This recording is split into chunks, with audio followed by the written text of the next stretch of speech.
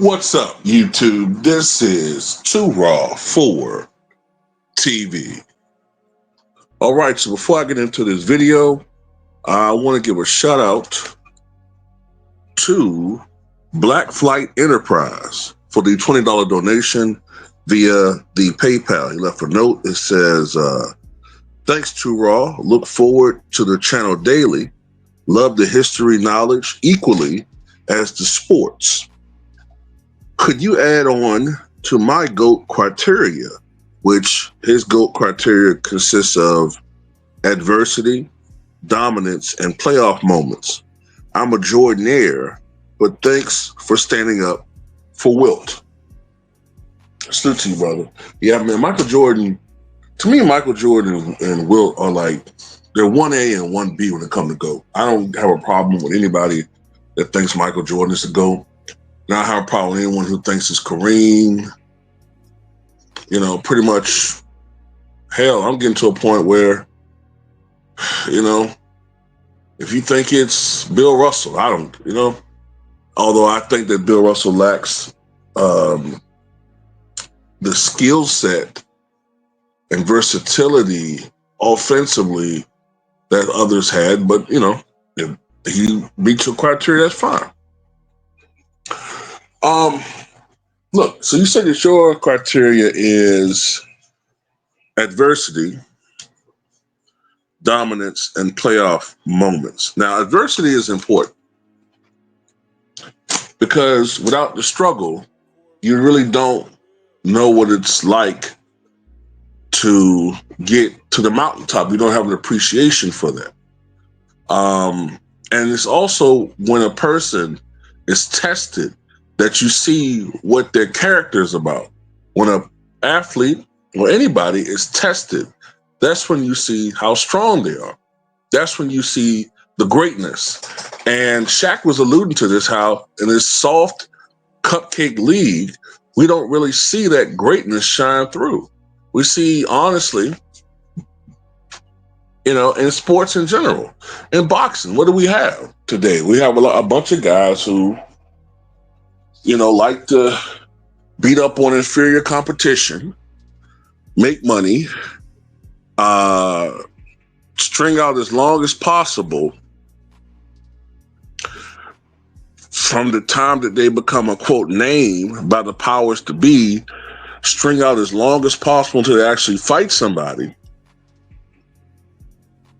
build up a fan base that will always give them an excuse, and a fan base that will justify the big money fights even when they don't perform up to par, because by that point in time, the fans have become so delusional that when they do lose, the fans will make up some excuse to still believe this fighter's on another level. And then they wind up being millionaires. They take care of their money, you know?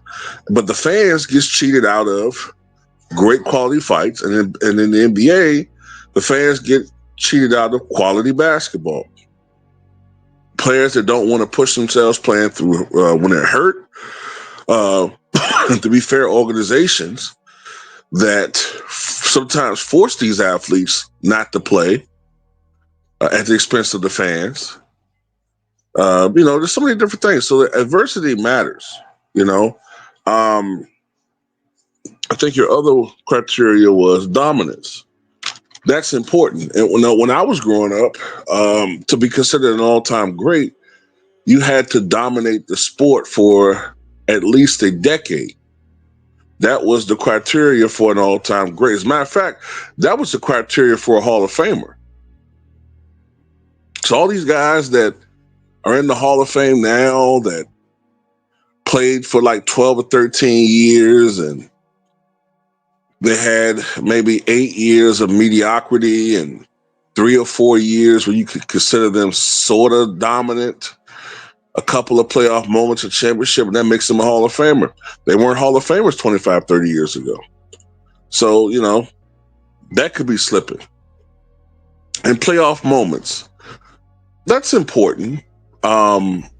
People tend to remember playoff moments more than some regular season dominance. James Harden, Mongo Slade. That's important. Me, I would expand it to playoff domination. Playoff moments are nice, but if that's the case, then you could make a case for Robert Horry. I don't think Robert Horry is a Hall of Famer just because he's had great playoff moments and he's won championships. So I would put it playoff dominance, because sometimes, everything's not seen on video. Everybody doesn't make a clutch shot. Everybody doesn't make a clutch block.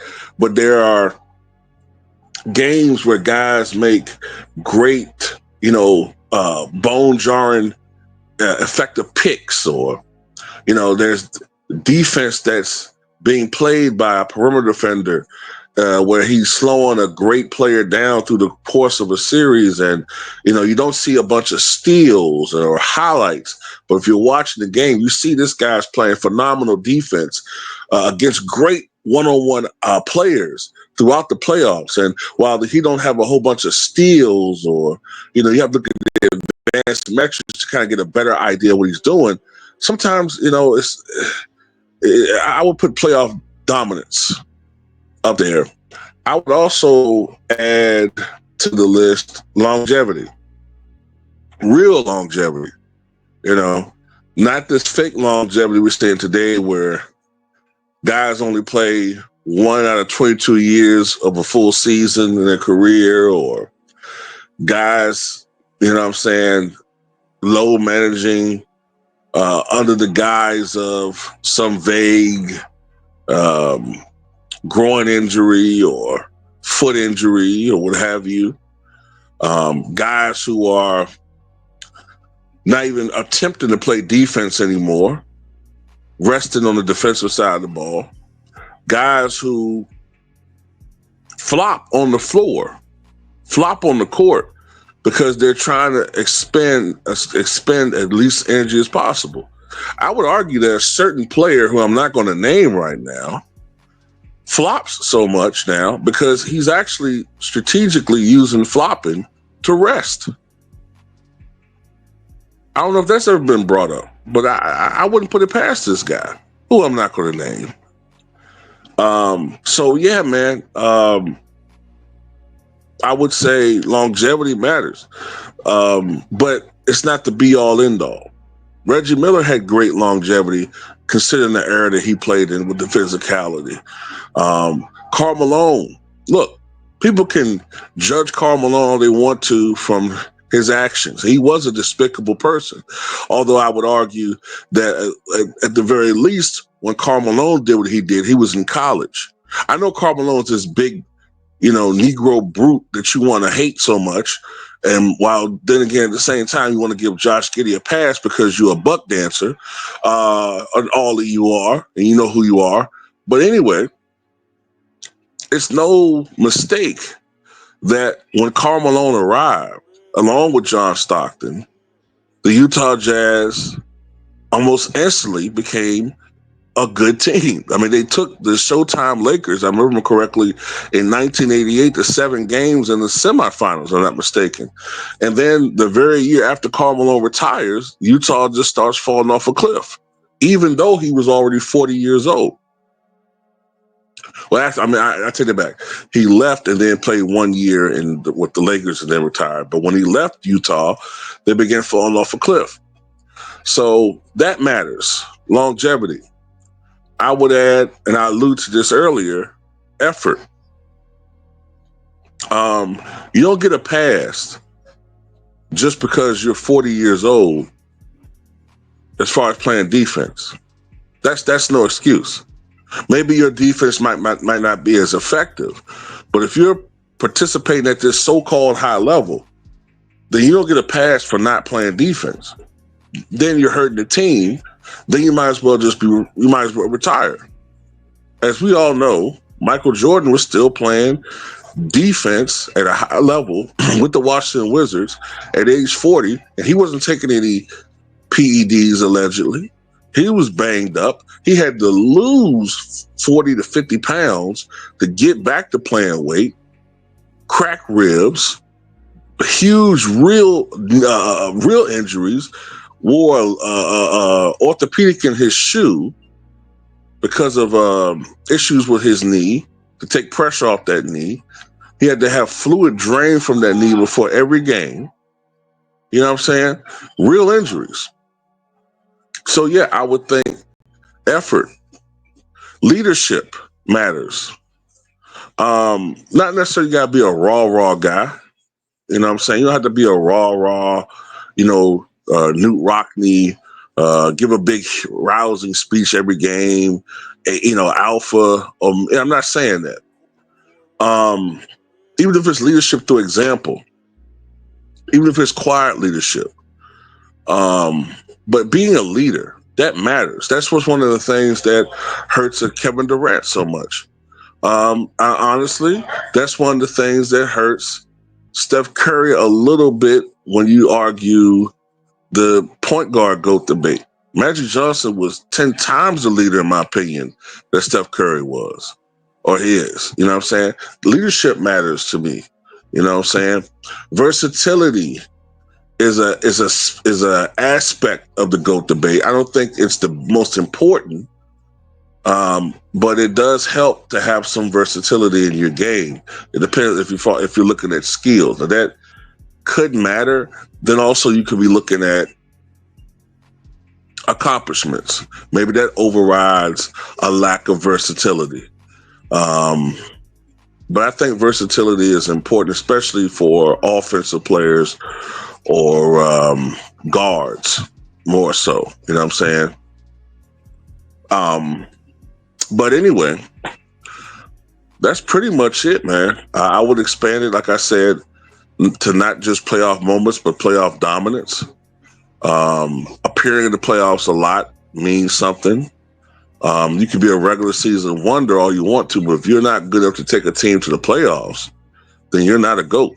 Even if you have not been lucky or blessed to have a great roster or great general manager or whatever, or your team's been besieged by injuries throughout your career, you should still be at least good enough to get your team to the playoffs of quite a few times if you're a truly great player, especially in basketball when you can affect the game on a much more direct basis than, say, in baseball or football, an individually great player.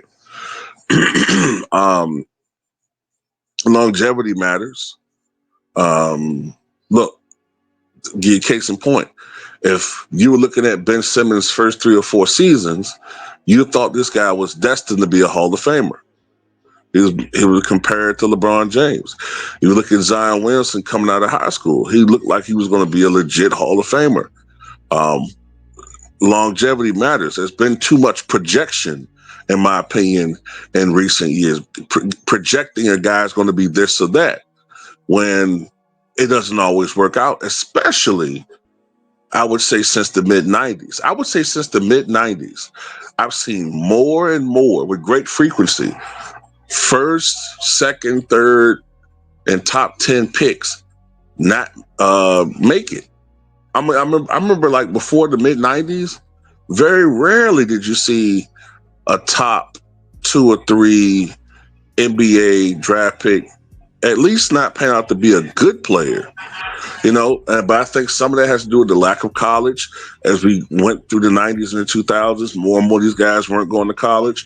More and more of these guys were learning the fundamentals to rely on and to at least have something to lean on if athleticism faded or if the game was a little bit faster speed than they anticipated. And there was an adjustment period. At least you still had the fundamentals.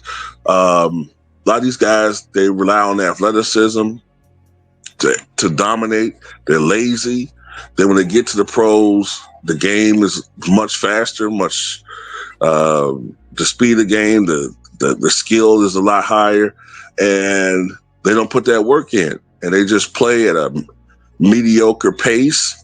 And then ultimately, after they get that big check, that one huge check, they kind of coast. And after the rookie payday, You know what I'm saying? The rookie deal, I should say. Then they make that one big payday, and then you know what I'm saying? They retire because they really are motivated by the money. But anyway, that's how I look at this. You know, those are my extra criteria. I hope that this was an entertaining video. Tell me what you guys think.